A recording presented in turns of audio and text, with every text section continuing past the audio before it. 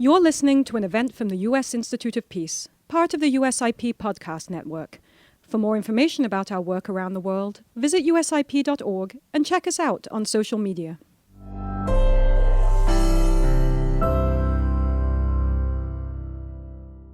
Good morning, good afternoon, or good evening, wherever you are joining us from. My name is Scott Worden, and I am the director of the Afghanistan program here at the United States Institute of Peace. USIP is thrilled to be hosting today with our friends from the World Bank a timely discussion about Afghanistan's economic indicators and the future situation. We are going to be focusing on two recent reports that the World Bank has published on the current economic situation, and I'd like to thank all of our esteemed panelists for joining us to give their reactions to it, interpretations, and provide context.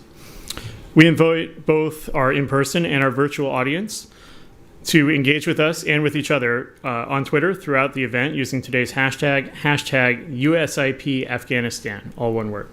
We also invite all of you to take part in today's discussion. For those online, please submit your questions using the chat box function located just below the video player on the USIP event page. For those here in the room, my colleagues will pass out index cards to write your questions on. They will come around and grab them periodically through the discussion and then distribute them to Bill Byrd, who will be moderating this discussion. We'll select several questions from among them, depending on the time we have.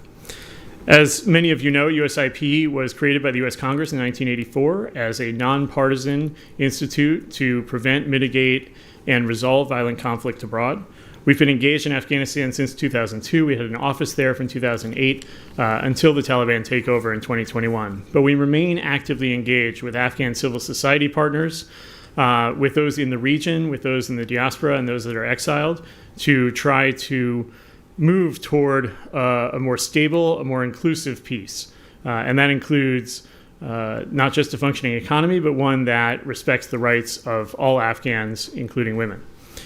We have lots of programs that are aimed at both dialogue, research, and training to achieve these goals. I want to just acknowledge, and we'll hear in much more detail from our panelists, that the 2 years since the Taliban have taken over have seen a drastic decline in the economic fortunes of Afghanistan. There are some good signs, I would say, from the analysis that the panelists have collectively done in terms of corruption and other technical management issues. But if we look at these reports, the overall numbers, while maybe stabilizing, show that Afghanistan's fortunes have declined significantly in economic terms. We'll be looking at the Afghanistan Development Update and the Afghanistan Welfare Monitoring Survey to explore that in great detail and see where the trends are heading. We are pleased to have two of the report authors here today, Silvia Redaelli and Waheed, to summarize the report's key findings. They will then join the discussion with Naheed Sarabi, Khalid Payenda, Paul Fishstein, and our moderator, Bill Byrd. We'll provide more introductions after this. First, it is my pleasure to introduce Eduardo Olaberria from the World Bank, who will provide opening remarks. He is currently the program leader for Equitable Growth, Finance, and Institutions for Afghanistan with the World Bank, having previously served as a senior economist at the Office of the World Bank's chief economist, and he's also worked in the Inter-American Development Bank and the Central Bank of Chile. So, Eduardo, the floor is yours.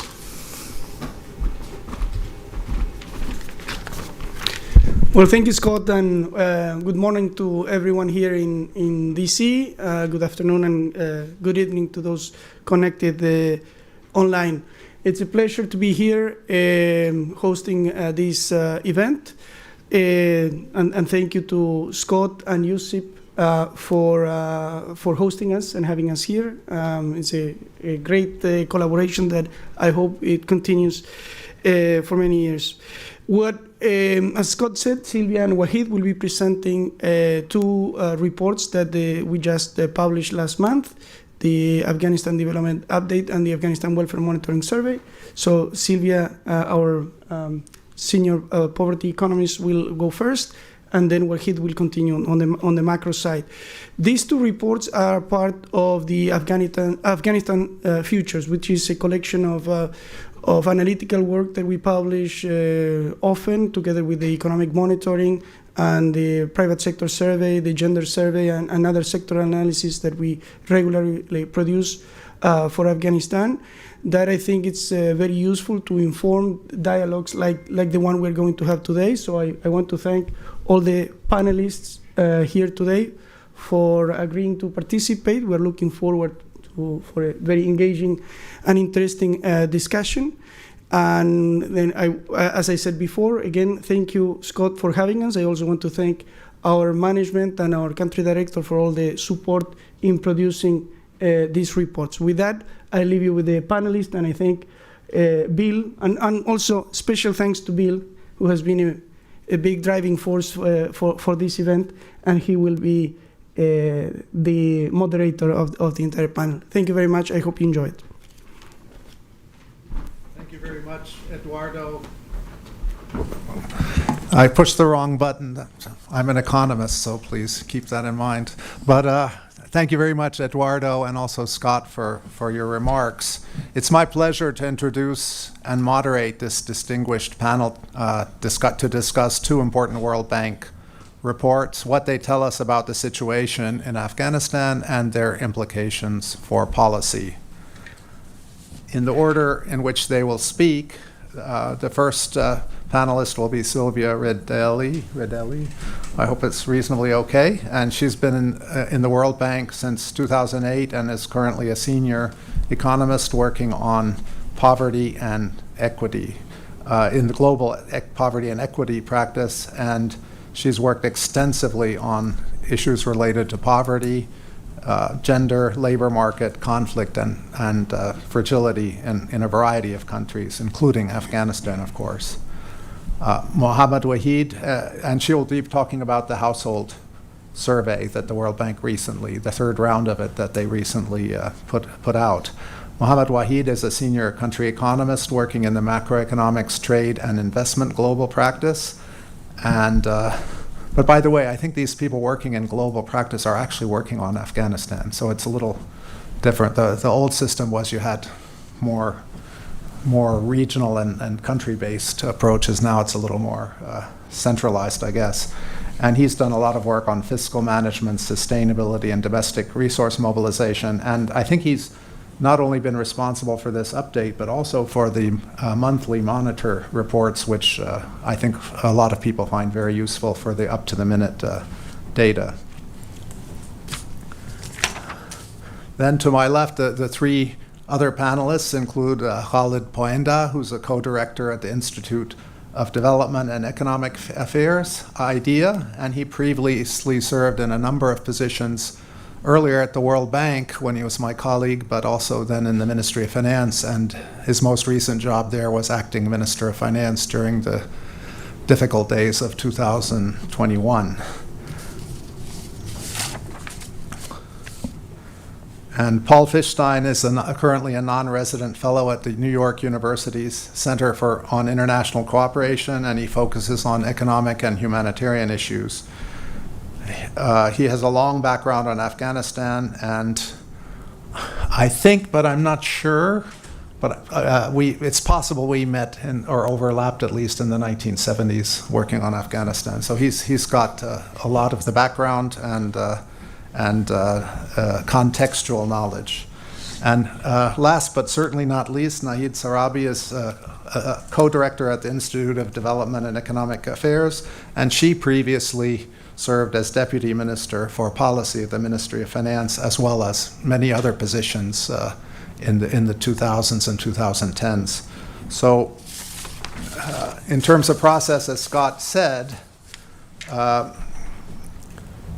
we'll start with the brief summaries of the two reports, about 10 minutes each, and then we'll go to a round of questions that I will ask the other panelists, and then follow-up questions for all panelists.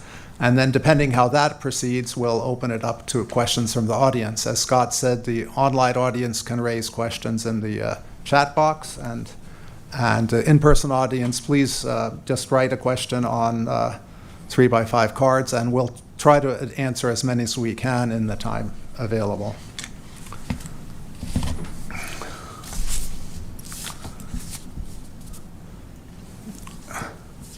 So Silvia, I mean, we're starting with you because Afghanistan's economic problems directly affect people. And you've been working on the household survey for quite some time, including the earlier rounds of that.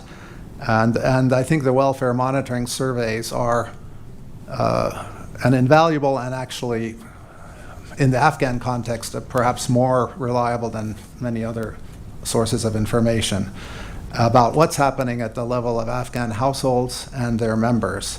So, Silvia, what does the latest AWMS tell us? What are your key takeaways and concerns? Thank you. Thank you very much, Bill. It's a pleasure to be here with you today. So as Bill mentioned, we will start with some findings of the Afghanistan Welfare Monitoring Survey. So when we talk about welfare monitoring, we need to remember that in Afghanistan there was a well-established system for measuring poverty, monitoring labor market outcomes, and welfare of households. So in the graph that you see on the screen, we had like the last 3 rounds of the nationally representative survey that was conducted by the statistical organization of the country. The one was conducted in 2016-17. Following one was done between October 2019 and September 2020, so the income, expenditure, and labor force survey of 1920. And then a partial one was started in June 21, and then it was suspended because of the deteriorating security situation and, of course, the dramatic events of August 21. After that, we were in a situation in which it was not possible to collect data in the field, so we basically relied on the phone numbers that were collected in the last 2 income and expenditure labor force surveys. And we basically decided to conduct a rapid phone surveys just to collect some information, some proxy indicators for welfare. So the first round was conducted in the fall of 21, so immediately after the Taliban takeover. So that was the round 1. The second survey was conducted in the summer of 22, and the third round was conducted in the spring of 23. So that's the most recent round of the welfare monitoring survey.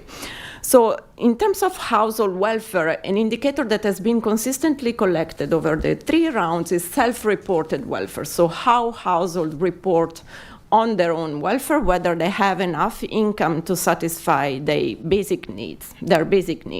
And what we see is that from the fall of 21 to the spring of 23, there has been some improvement in the self-reported welfare. So in terms of the capacity of household to satisfy their basic needs with the income at hand. However, and this is what we have been doing with the round 3 of the survey. If we look at the monetary poverty, and we did some work to project monetary poverty and its evolution between the baseline of the spring of 2020 and the spring of 2023, we see that in terms of monetary poverty, we still have half of the population that in 2023 is consuming below the poverty line, which is pretty much the same level, the same order of magnitude of what we have in 2020. And remember that the spring of 2020 was characterized by the start of the COVID pandemic, which had a massive impact in urban areas of Afghanistan. And in 2020, the conflict in the country was particularly severe. So basically what we see currently is that despite conflict ceasing, we still have half of the population that is poor, and we don't see any drivers of poverty reduction moving forward. Another element I would like you to bring attention to is the different trends between urban and rural areas. Urban areas prior to the Taliban takeover were really the driver. The service economy was the driver of growth in the country. Now we have stagnating poverty in urban area. The difference is not statistically significant. I will give some nerdy comments here and there, but basically urban poverty has remained more or less the same pre and post Taliban takeover. We do have a decline in rural poverty, but we do not know how sustainable that will be moving forward, because what we know from prior the last 20 years, more or less, is that rural poverty is very volatile, and it really depends on the realization of weather. We know how climate change is currently impacting the country. So we do not have drivers of poverty reduction, and the realization of rural poverty is really conditional on circumstances that might vary over time. Okay, so these are the main concerns that we have in terms of welfare. Now, how did households cope with the contracting economic environment in the country? So basically, they rely on the only asset that Afghan household had, which is labor. Of course, what we see, and it's quite dramatic, a structural increase in labor force participation compared to what it was prior to the Taliban takeover. There are more women and more youth that are entering the labor market to look for economic activity and employment opportunity. Women, it's important to note here, is that the fact that more women are trying to do economic activity to support the livelihood of their household doesn't mean that they are working in formal jobs in the labor market. They are mostly engaged in economic activities, home-based production, mostly in manufacturing.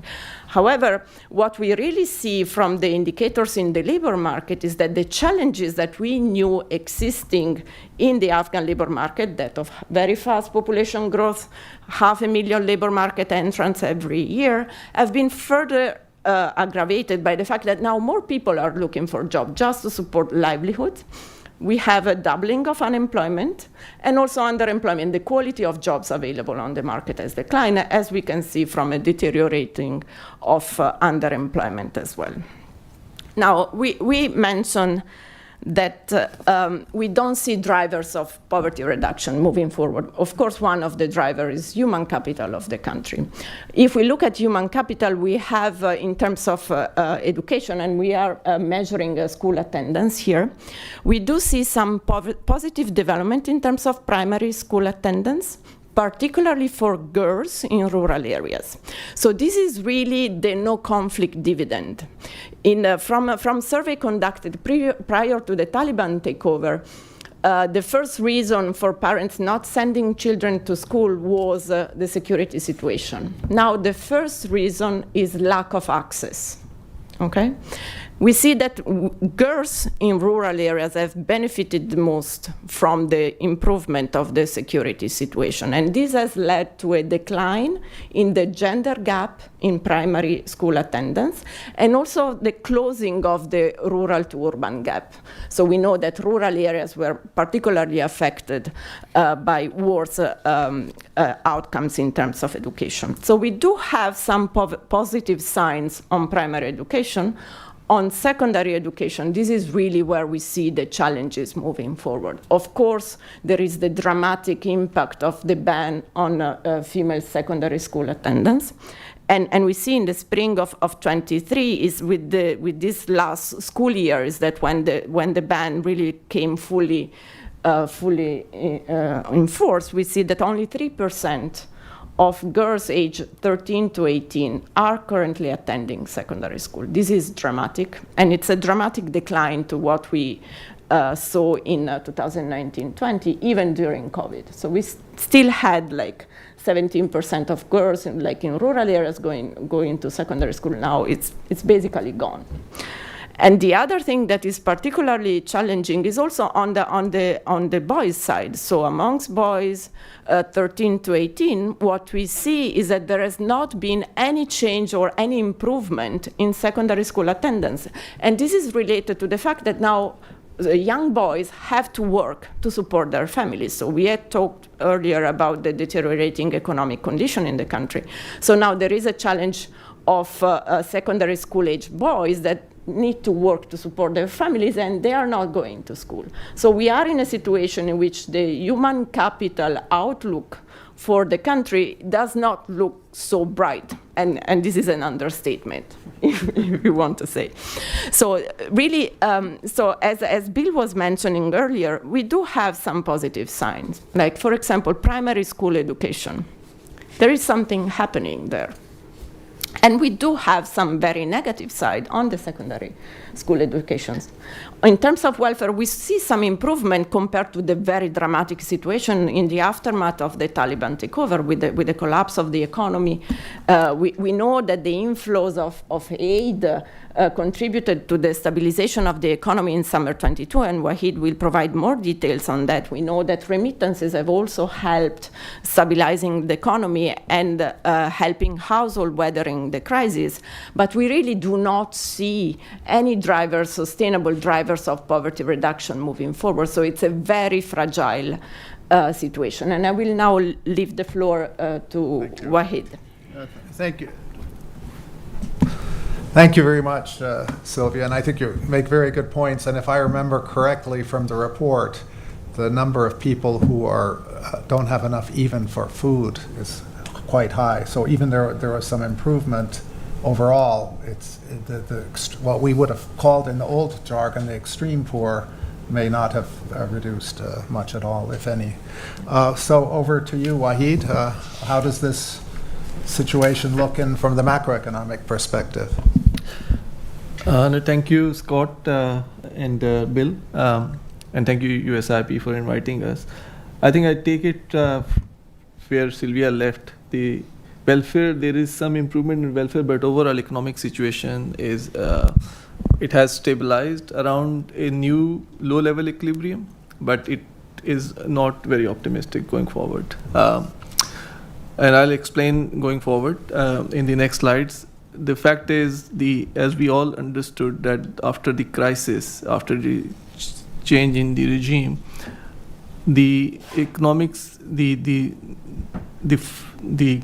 government simply closed down the grant flows, which were basically running the government. The whole economy of one economy for the last 2 decades was designed around grant flows, and sudden closure of those flows has basically shut down lots of things. Government stopped vendor payments, public servants were not paid, and of course the border were closed and sort of things. So there was a significant demand shock, downward adjustment in the aggregate demand, and that should have actually put lots of pressure, downward pressure on inflation. But in reality, what we saw, that inflation after the crisis went up because simultaneously there was a significant aggregate supply shock as well, because the border closures, the financial system was disrupted, and there was lots of uncertainty and sort of things.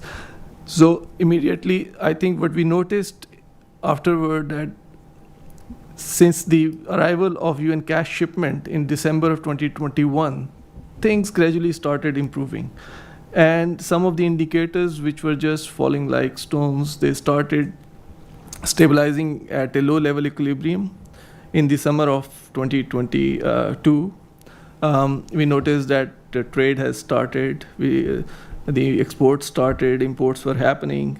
The Taliban were able to actually successfully restarted collecting revenues from the borders, and they were so in that sense, there was some stability in the system, but that stability remained very fragile because the economy needs to go through a structural change, and unfortunately, for that structural change to happen, it probably requires some support, and that support is not there. The private sector is struggling big time. Many firms basically were closed. Lots of firms which were operating, they laid off lots of workers.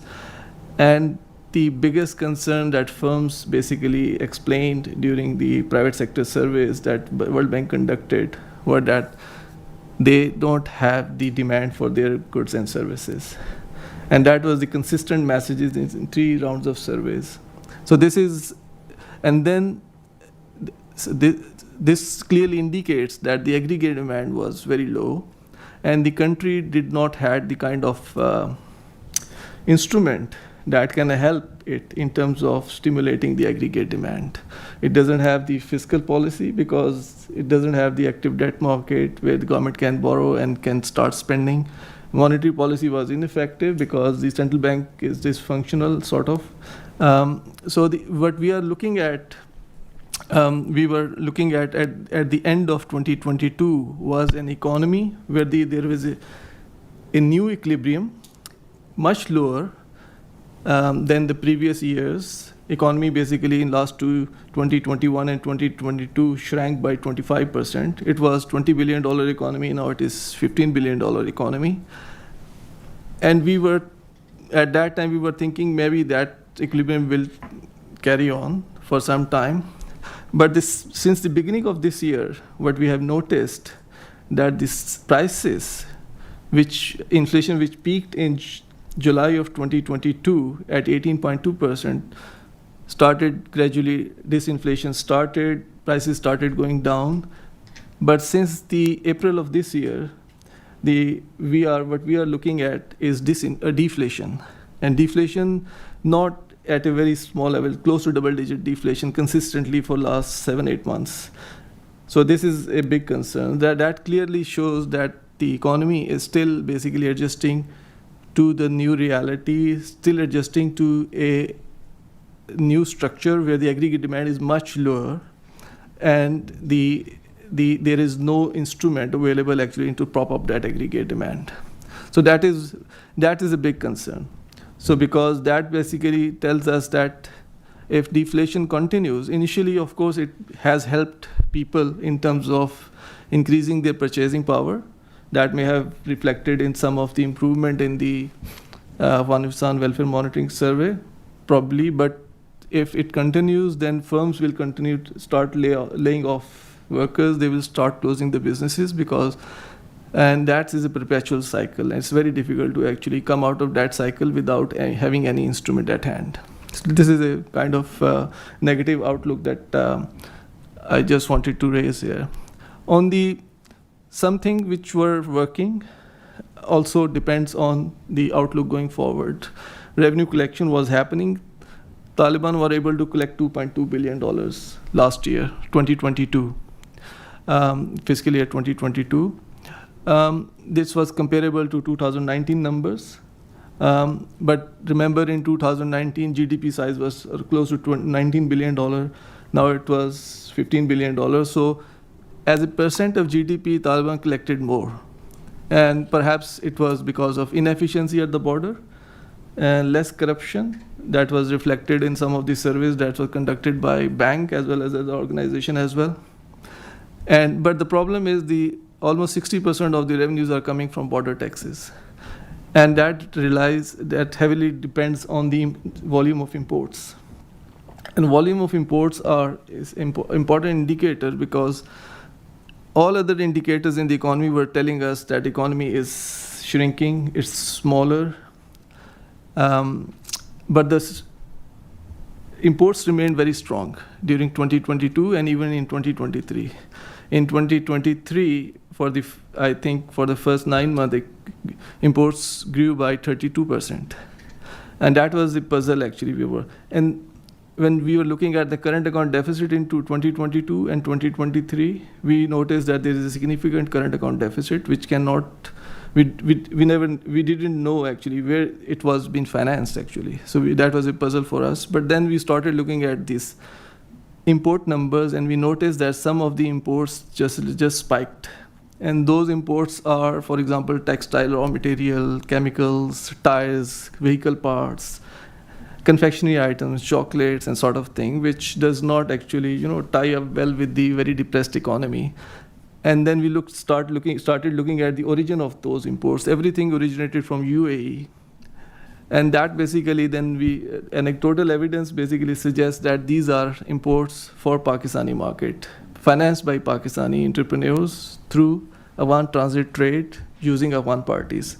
So that basically, if we adjust for those $1.2 to $1.5 billion, then what we were thinking that there was a current account deficit of $1.6, $1.7 billion and exchange rate is appreciating, that sort of puzzle is explained that the $1.5 billion, close to $1.5 billion imports were financed from the outside the country and not part of the Afghan foreign exchange market. So, but the negative side of it, that Taliban basically collected business receipt tax, and customs duties on Afghan transit trade. And those were the imports for Pakistan. And now Pakistan banned some of those items from being imported through Afghan transit trade. If that ban is imposed, then the revenue collection at the border will go down going forward. So this year, for 2023, authorities have budgeted $210 billion Afghani, which is close to, I mean, in dollar terms, it's difficult to say because dollar is Afghani and is changing every day, but it's 210 billion Fs, and we don't think that it will happen. Our estimate is that they will be able to collect only close to 190 to 200 billion at best.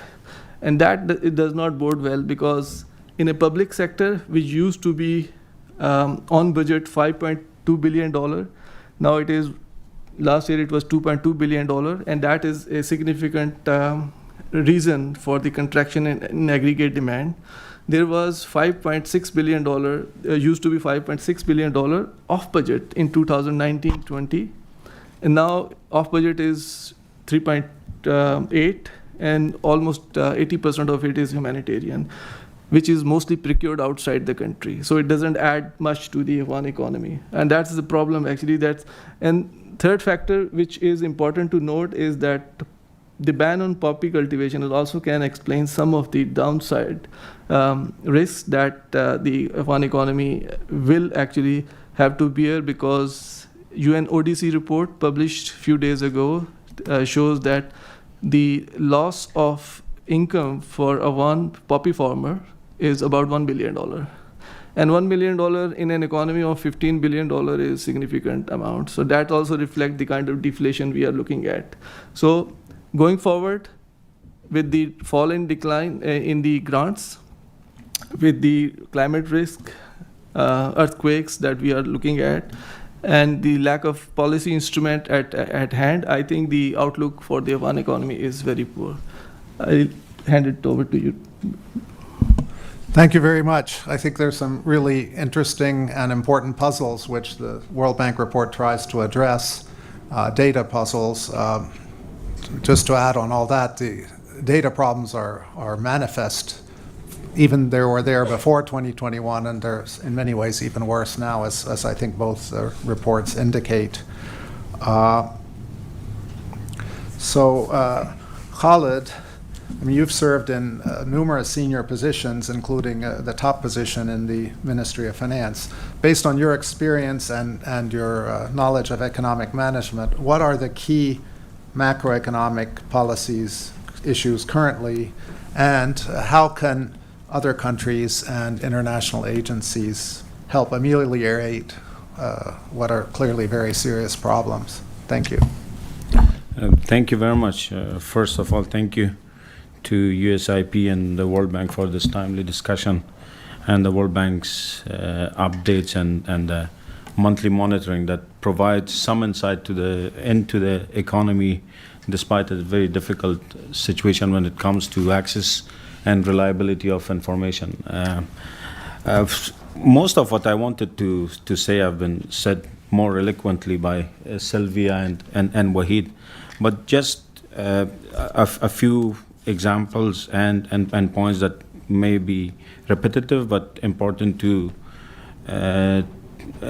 mention. First of all, as I said, lack of transparency and access to information makes it really difficult to see a full picture.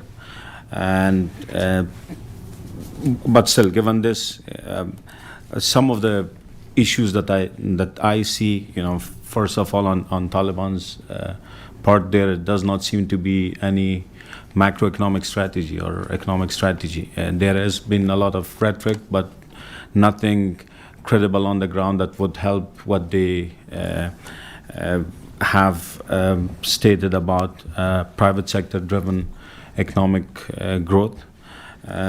International assistance, as Silvia and Waheed have mentioned, have drastically reduced in size, but have also been now different in nature. It's from development assistance to humanitarian. That has very limited economic impact. So that has what used to be a driver of growth or poverty reduction has over the last 20 years has suddenly disappeared, which has created a lot of problems, as Silvia mentioned, in the service, but also other sectors that employ a lot of people, including construction, and especially in urban areas. So jobs have been impacted. There's poverty levels have been increased. Financial and fiscal sectors have had their issues.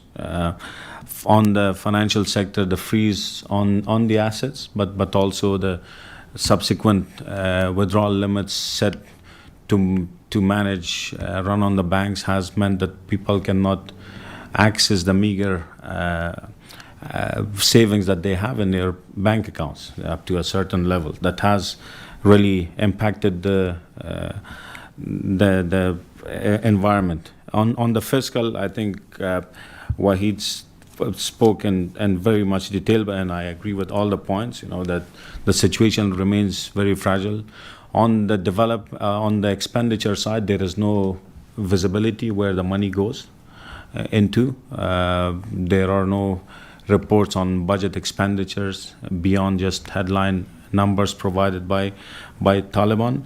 But on the revenue generation, which was seen as a initial success by so many people of Taliban generating a lot of revenues, I think it's not as much as actual improvement, but a formalization of the revenues that they used to collect illegally over the last 20 years and bringing it into the government coffers now. And as you see, that has run out of steam. The issue with revenues is that most of it is dependent on only one item, coal exports to Pakistan, which is not a great diverse strategy when it comes to creating sustainable revenues. On just to overall overview of the environment, I think one of the key headlines that I take away from this is that the unsuccessful political resolutions that do not lead to improvements in business and consumer confidence. We have to look at all of this in that context. Even physical security that has improved hasn't really meant anything substantial for consumers, but also for business people. There are targeted kidnappings and extortions to get money from those. So it really does not help the overall situation. What can be done, I think, is a very difficult question to answer given the environment. But I think it's not part of the answer have to be Taliban. You can't find any solution where international community could do something without Taliban's acknowledgement and active participation in their role as rulers. Whether we like them or not, they have to have a role in all of this.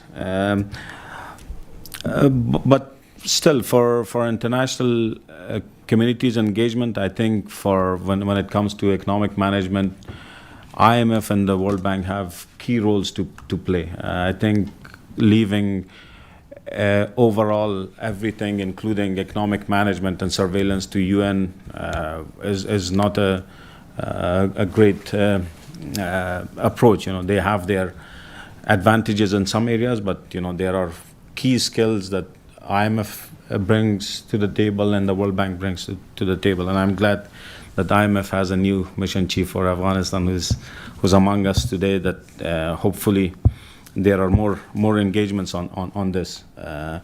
So right now there is whatever aid goes into Afghanistan, unfortunately is not tied to a bigger macroeconomic picture that is guided by data and analysis by the World Bank.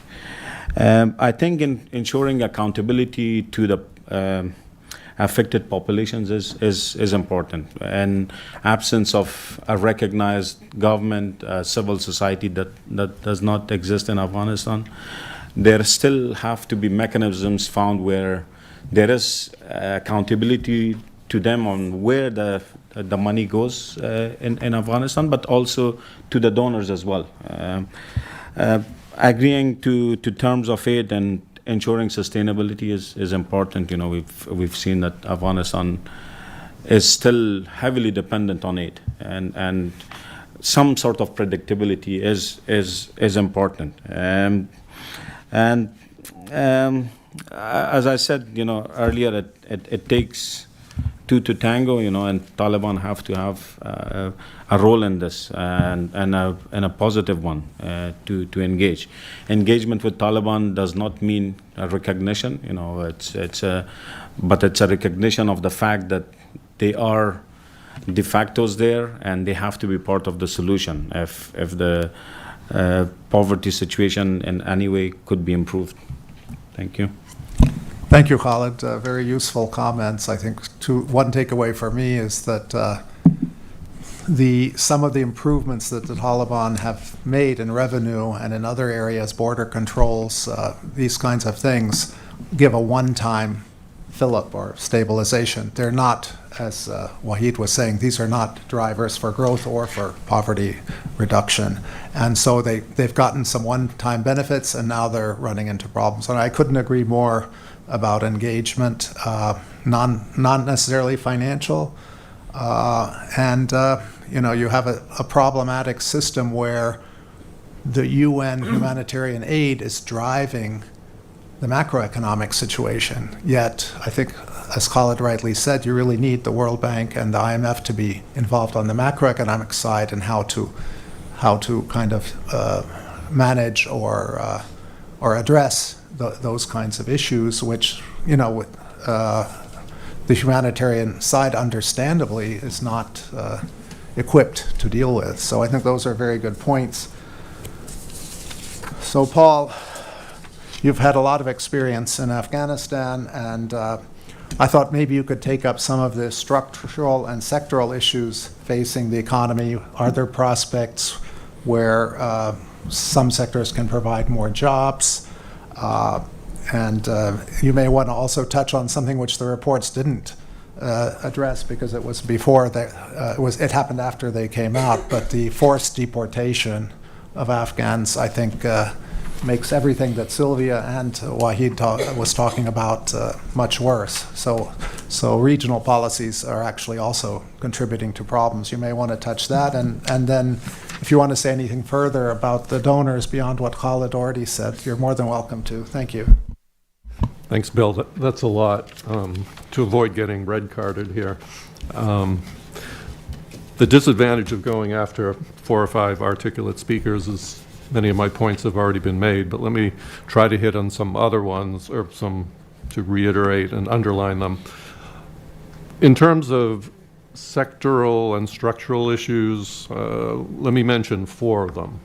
One of them is the financial sector and banking, which has been very widely acknowledged. Everyone knows about that. But it also seems that the constraints on individual businesses and households really depends on the scale. You talk to very small businesses who are managing to conduct their affairs through the Hawala system.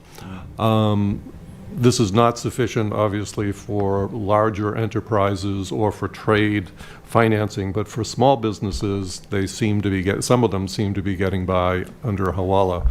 Of course, the authorities seem to be trying to bring Hawala under the formal sector, which I think is something the Republic tried as well, and we'll see how that goes.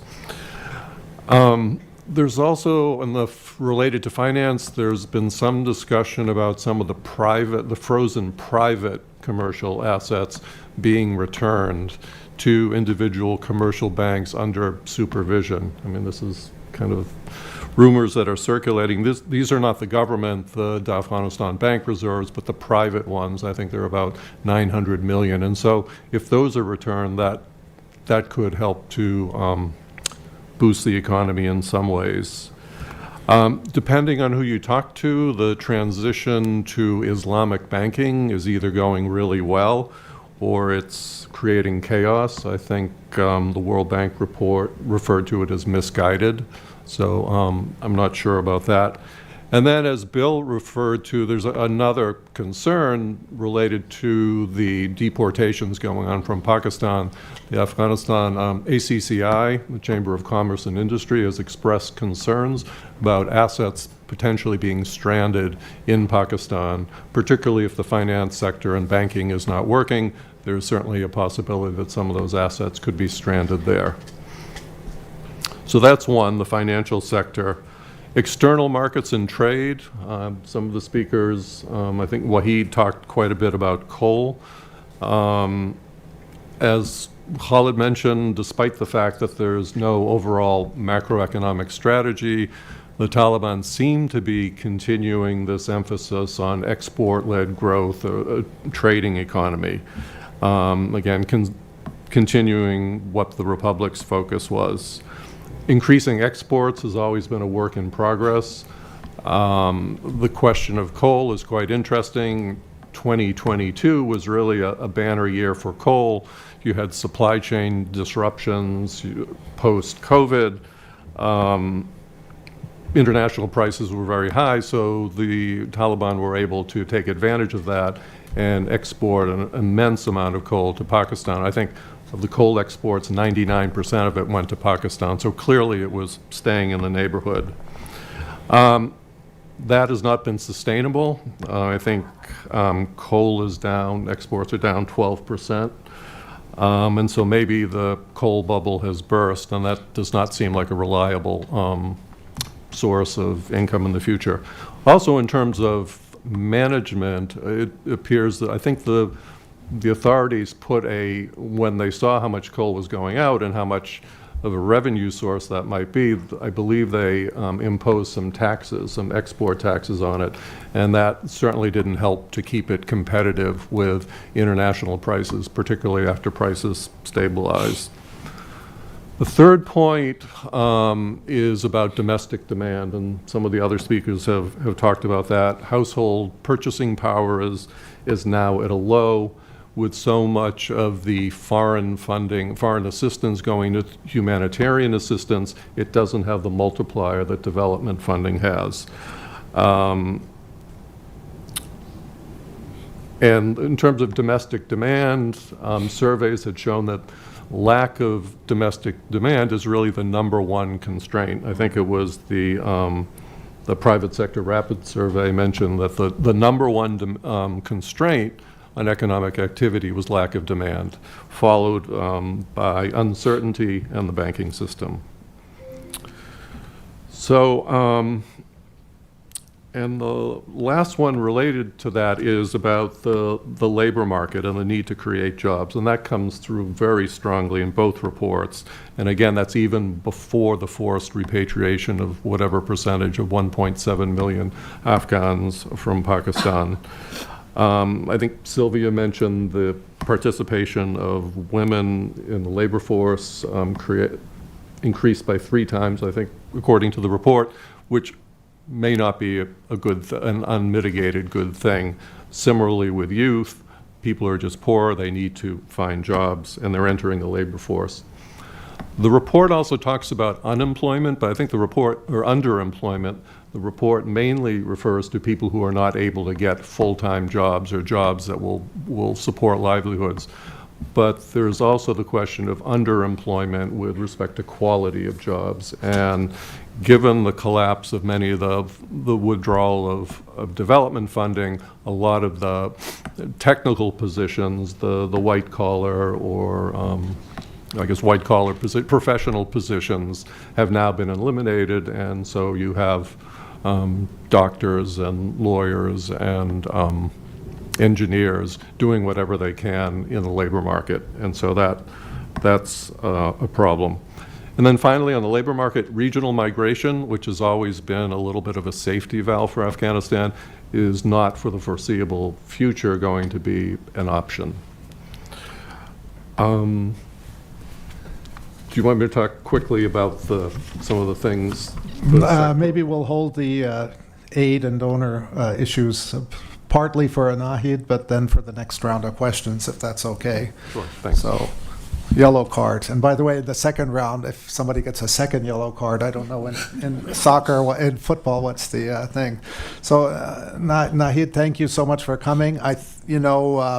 The last speaker always has difficulties, but I actually think there hasn't been that much on the issue of women and households, their welfare and poverty. So I do think, it doesn't look like Taliban restrictions will be eased anytime soon.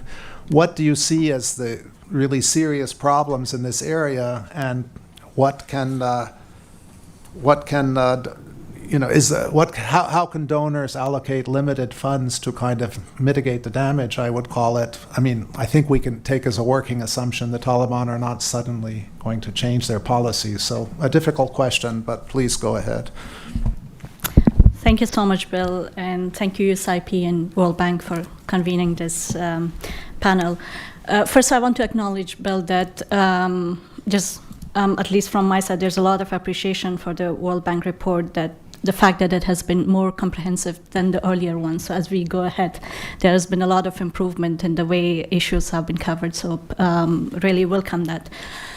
But at the beginning, I'd also pay attention to some of the nuances that could affect the report, and the fact that some people have reported improved condition. Let's keep in mind that when you do phone surveys, you're contacting those who are already comparatively well off than many other people who do not have access to phone, or even the fact that they do not have the financial means to have credit cards in their phone. So maybe that could be one of the observations. The second issue is also acknowledging the agroecology of Afghanistan. Is that different parts of Afghanistan have different seasonalities, different conditions, crops, and topography. There's a lot of variation in the rain-fed villages versus the one that is normally irrigated. There are villages that were comparatively supportive to the Taliban, and now they are treated well in terms of access to aid. Ethnic divisions play quite a bit role in the way you access aid and financial resources. So these all have some kind of effects and impacts, as we have been hearing from Afghanistan. I wish we could have more gender disaggregated data on poverty, and from what we hear in anecdotal evidences, is feminization of poverty is a fact in Afghanistan, and it is getting worse and worse. It is not the restrictive policies of the Taliban that affect poverty and women's activities, but there have been reports that in villages and rural areas, people actually self-police because of fear, because of the environment that has been created. Women do go to get, for example, water, they go to access health, but not to the extent that were prevalent before. Again, anecdotal evidences, and I know how difficult it is to collect evidences in Afghanistan at this point. There have been some mentions in the report, and also I think other panelists have talked about it, that women's mobility is constrained, which affects their participation in other sectors of the economy, in particular agriculture, which was one of the main findings of the report, and more towards manufacturing activities, which is inside the house. So what happens is that all those activities are highly underpaid, less productive, and they require more hours, but less productivity. And that affects the overall picture and how women have been underpaid. And another issue that surrounds this sector, especially manufacturing and in-house employment, is, as mentioned earlier, lack of demand and limited liquidity in rural areas. Means women's products are less likely to find demand, even in both urban and rural areas. So some of the suggestions, maybe, when you look at women's livelihoods and economic situation, you can't really alienate it from the overall economic picture. But again, what has been at least some of the notes. While we have to emphasize on health, and again, in terms of access to health, there's a lot of limitation on family planning, and we have been hearing a lot of concerns over access of women to birth controls. This wasn't an easy area even during Republic, but right now it has been more and more restricting. There has to be a shift in for more livelihood-related interventions from the donor community. I know there is limited funding even for the humanitarian sector, but even going forward, if you only focus on humanitarian and really ignore the drivers of development, it won't be sustainable. I know there have been some flexibility towards development lately among the international community, but that needs to happen fast. Livelihood cannot happen on its as an isolated activity. Of course, Paul mentioned that there has to be a linkage to market-driven economy. And a plea to the United Nations agencies and international community who are active on the ground, maybe there needs to be some flexibility on your procurement rules to connect market and Afghan products in the whole humanitarian aid cycles. There's a need for further coordination among women entrepreneurs, both at urban and rural areas. There has been a big gap because some of the structures that were during the Republic are no more there. There have been some activities, but again, due to restricting policies and lack of mobility, this has been really an area that needs focus. My last point, again, as a last speaker, I don't want to repeat most of what has been said. I'm a big supporter of cash transfers, especially in these current circumstances.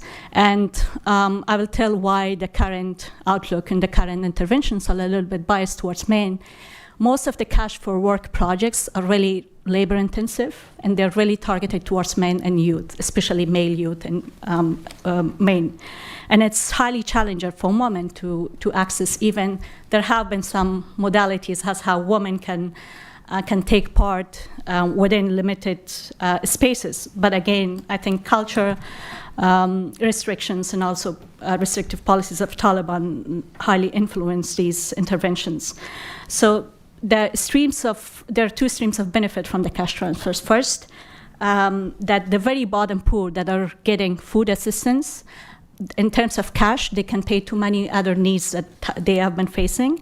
And the second one, it helps economic activities at the larger scale. And if people tell me the targeting of people through cash transfer is challenging, the same challenge goes to the food transfers. So I'll stop there since I got a yellow card. Thank you. As long as people don't get 2 yellow cards, which is the same as a red card in football, if I remember correctly. But anyway, no. Thank you very much, Naheed. And I think you've put a lot of policy issues on the table, which is really welcome and helpful, because you also put some methodological issues, and I'll mention one briefly, but I'm not going to ask Silvia to respond to those because maybe you can dialogue. But I actually think the phone interview technique may be less biased, because if you're in a rural area, especially now with the Taliban in charge, having a young Afghan woman call the head of household and asking, what are the women, for example, what are the women in the household doing, may be a better solution than sending some strange man who's a surveyor. And, there's a lot of cultural resistance, and not in all ethnic groups, but in some ethnic groups, to even say that the women in the household are working, because traditionally that was seen as a sign of weakness. And so I actually think perhaps the problem with the phone interviews, which we will not get into, so I apologize for that, but is how do you expand that base, because you're relying on an old base of phones. But look, Silvia, some of those issues came up and you may want to respond, but I do think maybe just start a little bit with how you see the future going with these surveys, because how many more can be done by phone before it sort of gets way too outdated? Would there be something between sending Taliban surveyors to households and asking how the women are, what they're doing in the household, versus what I think might be a fairly good methodology of Afghan women calling on a phone? And also, I believe they get a small payment. So without getting too much in the weeds, but maybe go for what you think the future is, and also any other points you want to respond to. Thank you very much. It has been a very, very interesting discussion so far. So quickly on the phone survey and the future of the phone survey. I think the phone survey was a response to the need to have information during an emergency, right? So now we are in a structurally different situation, right? So the Taliban, as Khalid said, are here to stay for the foreseeable future. And there has been already some work done with UNICEF, for example, conducting a full-scale mix in 2022. And for the first time, enumerators were able to go in all parts of the country. So there was no need to replace some primary sampling units because of conflict. For example, we know in 2019-20, I think about 40 districts were not covered in the IELFS because of conflict. So there is a possibility to go in the field. And quite frankly, I don't think NSA will send Taliban to ask questions to households. So I think like the technical people that are in this position have remained the same. There is a set of enumerators that have been used. And also in Afghanistan, there has always been a couple of enumerators, male and female, going together. Now, there is an issue, for example, on labor market. It's a very important issue. There is some work done in Pakistan, for example, showing that if you ask female directly what they do in terms of employment, you report higher level of female labor force participation, exactly for the reason that Bill mentioned, that for the male perspective, having a woman in the household working reflects badly on his capacity to provide for the household. So there are many issues to be taken into account. So to answer your question, where do we see the future? I think we would love to have the possibility to go in the field and have a proper face-to-face survey. We need to have a baseline for poverty measurement covering the entire country. We need to have the capacity to have subnational statistics on welfare. We cannot do that given the sample size of our phone survey. We need to do more work also for the indicators that my colleague Waheed and other people use on the macro side. We need to, so we talk about prices declining, but the CPI weights are 2016 base. Now, things might have changed quite dramatically, so we need to do new weights for the CPI. We need to revise national accounts. So we do need, so there are like some questions that are not emergency related. They really require a different approach to data collection.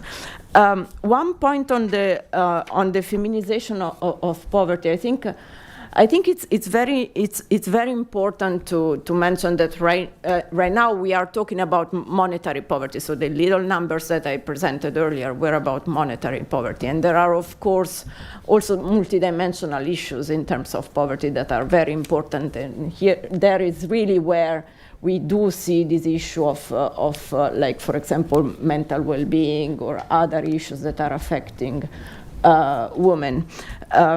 So yeah, I will stop here because I got the yellow card, right? Actually, that's... Okay, so I'm not go a good on. referee. If you No. have one more point, please go ahead. Maybe it's No, not... it's okay, I'll come back later. Yeah, Thank I think there's a lot of food for thought. And by the way, I see there are a number of questions from the audience too, so we'll try to move quickly to go toward there, even though I think the discussion in the panel has been quite interesting. So Waheed, I'll just ask you one question, maybe just particularly for the non-economists here. Why is it so bad that prices are declining and the Afghani is strong in this situation? Obviously, it might not be bad in some other situations. So maybe just briefly answer that question for particularly for non-economists. Thank you. Thank you, Bill. So deflation, actually what we are observing is the prices are basically in the inflation is in the negative territory consistently for many months. In the short run, definitely as a household, I would enjoy. It increases my purchasing power. But in the long run, actually, from the supply side, firms will basically start feeling stress because this deflation is coming from lack of demand. So if demand is going down and the prices are gradually falling, the firms will cut down their production and their business activities. They will cut down their jobs further, and that will perpetuate another round of austerity from the consumer. Consumer will also stop their procurement decisions now in the hope that in the next week prices will be further decline and I'll go in next month and procure. And that actually feed into this perpetual cycle of and then that basically, once you are into this loop, it's very hard to get out of it. We have seen global examples. And you look at the central bank, what exactly they wanted. The biggest fear they have is the deflation, actually. They even go to zero interest rates just to avoid that situation as well. Thank you, Waheed. I think this is a very important point. About 2 or 3 years of this would make it similar to the deflation in the U.S. Great Depression, I think, something like that. It's actually crazy, and I would add, from a policy point of view, the international community, one of the first things they should be doing is seeing there's sufficient Afghani banknotes, and then talking to the Taliban about managing the currency auctions, right? If they sell less on the currency auction, less foreign currency, it should result in a depreciation. I'm not suggesting wild money creation or hyperinflation or anything, which Afghans fear from earlier experience. But it's crazy that the exchange rate went up from something like 90 to about 70, even higher than it was when the report was reached. This is nonsensical, and now maybe that leads me into Khalid, because you mentioned that the Taliban. That didn't come out exactly right, but what I meant was you had mentioned that Taliban don't have a macroeconomic strategy, and maybe you could elaborate on that and perhaps think about what they could do. We always talk about what internationals could do. The Taliban have some instruments, right? They're the strongest government probably in the last 40, 50 years in some ways. They've demonstrated capacity in various, they've benefited from the existing institutions. What could they do differently in addition to what I was hinting at of a more sensible macroeconomic policy? Sure. Given Afghanistan's economy, the instruments are limited. You don't have a central bank like anywhere else where they have different tools at their disposal. But still, I think that on the financial sector, a couple of things that they can do immediately is, first of all, what Paul mentioned about the chaos created by Islamic banking taking over the banking sector. I think a lot of work was done thanks to the IMF and the World Bank in creating, I think, world-class banking regulations, and the aftermath of Kabul Bank crisis. Replacing it without thinking deeply into these economic issues from a very narrow religious issues would be something I think that will push the commercial banks that are barely, alive over the edge. So the first thing they can do. I think a second thing that I would do if I were in their places, invite international expertise and technical assistance and the central bank. Agree to independent audit to make sure that, look, central bank is outside the Taliban administration. It's run purely on economic and financial sector regulations that it should be. That would pave the way for unfreezing of these funds that as Paul mentioned, that part of it, a big chunk of it, is private money that is held. On the fiscal sector, accountability and transparency. Afghanistan had very transparent fiscal data for 20 years. The best in the region, one of the best. When you look into open budget index, and suddenly you cannot get anything on where the money goes. I think that's important. While the footprint of the budget is much smaller now, but it still is an important tool at the disposal of Taliban to address some poverty. Around 500,000 civil servants that have gradually been replaced by Taliban foot soldiers still need assistance. I think making regular payments to civil servants on their salaries is important. It has been ad hoc and chaotic. Paying the pensioners that nobody has talked about. It's crucial. That's somebody who has served 40 years and then they have no other means of income, and they have contributed to their pension, and suddenly they are not being paid is an issue. So some of these issues on private sector development, the issues, some of the mistakes even from the time of the Republic was that when we talked about private sector issues, we thought of big foreign direct investments and what needs to be done. But there is a big Afghan business community that does not share the same challenges an international, say, mining company would face. Their number one hurdle, even in the last 20 years, probably wasn't security. On those terms, there were bureaucratic red tapes that still exist. That the number of steps that you have to go to get a license, or closing a business is a nightmare in Afghanistan. So those sort of stuff, access to land, access to electricity. I think those are some of the things that they could start with. I think these would be my few first things to do. Thank you. I think there's a lot of food for thought and policy options and issues that the panelists raised. Paul, I'm going to ask about the donor coordination and what they can do to ameliorate the situation at the margin. So even assuming the Taliban maybe can improve some of their policies, what can be done on the international side? Okay, that's an easy one. Okay, first, there's what can be done and what will be done.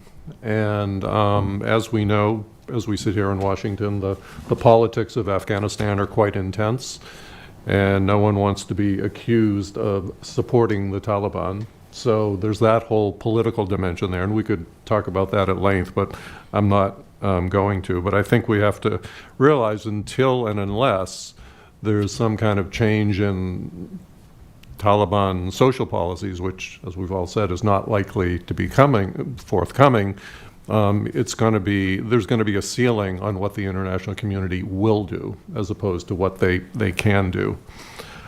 So having said that, there are a couple of specific things. One is loosening the restrictions on financial flows and networks, and that addresses the banking issues.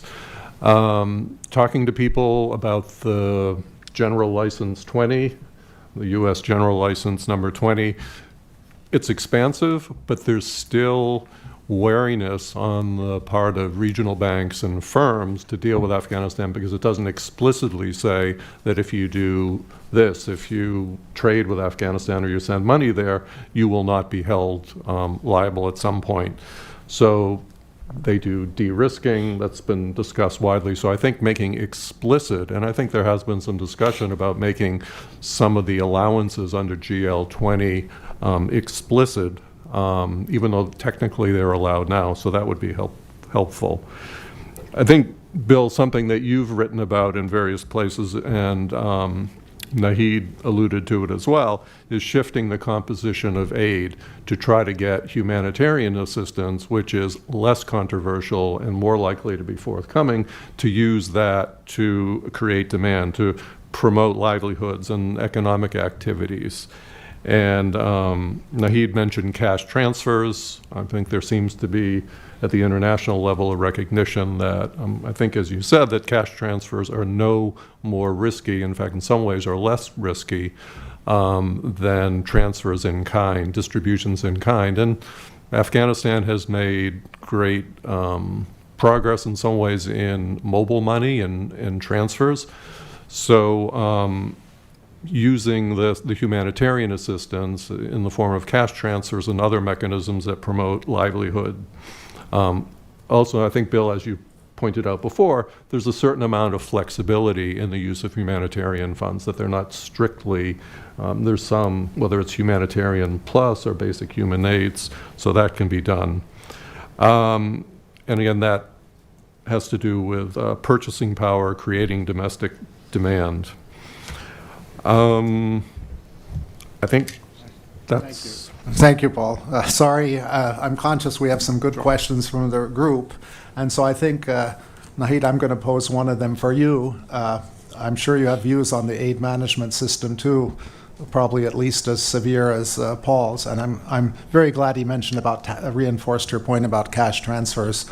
There should not be in-kind transfers in Afghanistan, and the humanitarian community intellectually has come across very strongly in that regard, but it still doesn't affect the agencies. So it's absolutely ridiculous to be shipping physical goods in most cases. Not in a prolonged emergency like Afghanistan. If, of course, if you have an earthquake or something, you need to get goods in quickly, but that model is not relevant. So one question that came from the audience, and I think maybe you could elaborate a little bit on it, is, are there opportunities for support to women running their own businesses, and could that have some help in terms of their economic independence and potentially political and social influence? I think the easiest answer to that is yes, but how do you do that effectively? And I go back to my to my remarks earlier. When I talk to some women businesses, their main problem is lack of demand. They produce. Even access to finances could be dealt in medium term, but where do they sell their products is the first question they keep asking me. From a medium enterprise who is functioning in Mazar, who's sewing garments, they have issues and challenges selling their products in market, to the one who's trying to get procurement in Kabul or Mazar or elsewhere. It's not that their procurements, their products are of less standard. It's just that the procurement practices in Afghanistan right now with international agencies are too biased. And it needs to change if we want to fix the economic situation on the ground. So that's one issue. The other, I think, again, in terms of access to finance, the banking sector needs to be maintained in a way that they have more trust in giving loans. And right now, that's an area where there has been a lot of challenges. So I stop there. But if you wanted, I could go on aid coordination a little bit too. Well, see, we are beginning to run out of time, but yes, aid coordination, and I don't know if you've written about it, but I have, and my view, which I think I gave at the previous public meeting, so it's nothing new, is that the World Bank really needs to get involved in this because it's not, the UN system is not equipped to do it, and the kind of back and forth between different UN agencies, those who have funding and those who are supposed to coordinate are weak, and the ones who have funding are strong, and it's not a very good model. So I would just repeat my last time public plea that the World Bank could get more involved, and perhaps the IMF at least, particularly with the central bank. I'm afraid we're really running out of time. We have some questions from the audience, so I would ask Waheed to answer one of them, and Silvia another. So. No, thank you. And a very interesting question is from Sabram. The question is, which non-agriculture sector do you see growing since 2021? If any other services or or manufacturing. 40 seconds. Now, we need to take all sectors in the broader context, and that comes to the point which Bill actually mentioned about the aid was necessary, but aid has some negatives as well, and the way the aid is delivered in Afghanistan has consequences. For example, cash shipments in Afghanistan has helped UN agencies in terms of delivering their mandate, but it has created an overvalued exchange rate. The exchange rate which does not reflect the fundamental economic realities of Afghanistan. And we all know that if exchange rate is overvalued, you are sucking life out of your domestic manufacturing sector. Basically, you are supporting your non-tradable sectors, and that imports will be sort of indirectly subsidized and exports will be penalized. So I think at the moment what we have seen for last 2 years, there is a decline in all sectors, 2021, 2022, and Taliban, for some reason, they think that exchange rate appreciation is a positive thing. They keep tweeting about it without understanding that this is bad for the economy. And as Bill mentioned, that of course, the one way is they need to procure dollars from the market. For that to happen, they need to have local currency. And that's where some challenges are, because they can't print it domestically. But that's where we are. We don't have instruments at the moment, and probably the bigger challenge is the authorities in Afghanistan doesn't understand what they need to do. Thank you very much. I think without my having shown you the question, you did touch on the UN cash shipments, which are a really bad approach from anything except the most short-term perspective as a sort of emergency in late 2021 and early 22. And it's a bit frustrating to see that there are plenty of ideas out there, but nothing seems to be happening. And again, it may be this inertia of the humanitarian aid system. So thank you. You answered two questions in response to one. So Silvia, there's a question I think that's directed at you. So it's a question on women employment and the loss of jobs of women. So actually, we do have an increase of female employment. I think we would need to get better data in terms of the quality of jobs. We do know that women are not working for the government anymore, meaning they are not showing up to the office, but apparently they are still being paid. So I think there is the issue of the jobs not just as a paycheck, but jobs as a way for women to be part of the society, to realize themselves and their potential. So it's a huge agenda in terms of understanding better what is happening on the ground. What we see in the data that there are more women working just because they need to support their families. There is an issue for the educated, high-end professional women, whether they have been able to maintain the quality of the jobs that they had before. Still, women are working in the delivery of aid, so that has been one of the red line of the international community for their engagement in Afghanistan, to make sure that aid is delivered for women, also by women. So that is something that is really at the center of the engagement currently. Over. No, thank you very much. And I think we've all said, and I think we all feel that these policies toward female education and women's employment are just disastrous for Afghanistan. And there's no question about that. The question is, will the Taliban do anything about it, which I think is another subject. Paul and Naheed, I don't know if you have any final 30-second thoughts. We're running close to time. I realize we didn't get to all the questions, but I hope we answered some of them. And if there is a minute at the end, I'll try to address a couple that the panelists didn't get to here. So, Paul, and then Naheed. And you're okay. Yeah, in 30 seconds, I just want to kind of respond to something that both Naheed and Silvia mentioned, and that's about employment opportunities for women, particularly, Silvia, as you mentioned, the educated and highly skilled class. But I would also expand it beyond just women. There's a whole generation of people, tech-savvy, this kind of entrepreneurial class that came of age in the last 20 years.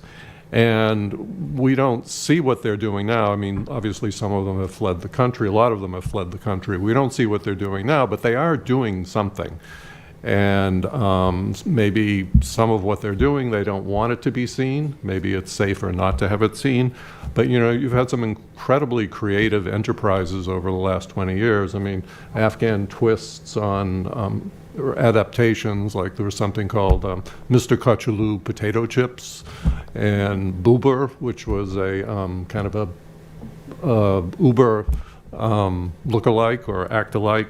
And so some of these people are still there, and I think they're looking for opportunities to plug into support, and there's obviously the market demand and all that question. It won't create jobs at scale. I mean, we usually think about public works projects and cash for work. It won't create jobs at scale, but it will create some jobs, and it will also keep this class of people engaged and growing. And I think that's something that we, particularly for girls and women, I think that has a great possibility. Thank you. I think we're running out of time, but Naheed, if you have a 30-second intervention. 30-second one on aid efficiency. UN needs to share their data. You don't want two agencies to go and provide support to one village. Please, I think it's sad that we are talking right after 20 years of aid experience in Afghanistan. Second, maybe we can do more about managing remittances. I think that's one of the biggest areas that could be looked into as alternative to aid that is decreasing. And that's up for further policy discussion. Thank you. Couldn't agree more, and we could have a whole separate session on aid management. How it was not, there are many problems before 2021. It's not clear that the aid community has learned much from those. And it's different actors and different types of aid, but similar problems. You had a quick point, Silvia? Just a quick point to reinforce what Paul just said. I think when we talk about gender, I think there is a whole issue of male youth. And how we see unemployment for male youth is very high, with the issue of secondary education for youth. That will also affect women. So I think we need to also have a broader thinking about the current status of gender issues in the country. Over. Thank you. And I really appreciate everybody's patience and the time. There's one question about minerals and about the Kush Tekpe water project in the north. The short answer, which I'll give as the moderator, is minerals no. Kush Tepe is a good project and will help Afghan farmers. And then there's one more about corruption. We didn't really deal with that, and I don't think the two reports are focused on those issues, but simply the much reduced flows of money obviously must have reduced corruption, and the Taliban, it's part of their mantra. And it's clear on the trade side, they've really cracked down on the customs and trade. In other areas, there are issues, and there's probably a lot of petty corruption and extortion. But overall, I mean, and the last point I would make is just give them time. They'll be more corrupt over time, too, right? I mean, and I think that's something to watch out about. It's something we didn't deal with when we came in 2002. And it came back to bite us because the level of corruption left over from the 1990s was very low because there was no money. And the Taliban didn't care. They were fighting a civil war. So there was really, and I think early attention to corruption is good. And maybe that's another message to the Taliban to watch out. Thank you very much to the panel. Thank you for the audience for being patient. Maybe we can just give a round of applause to the panel. Thank you. Thank you for listening to this event.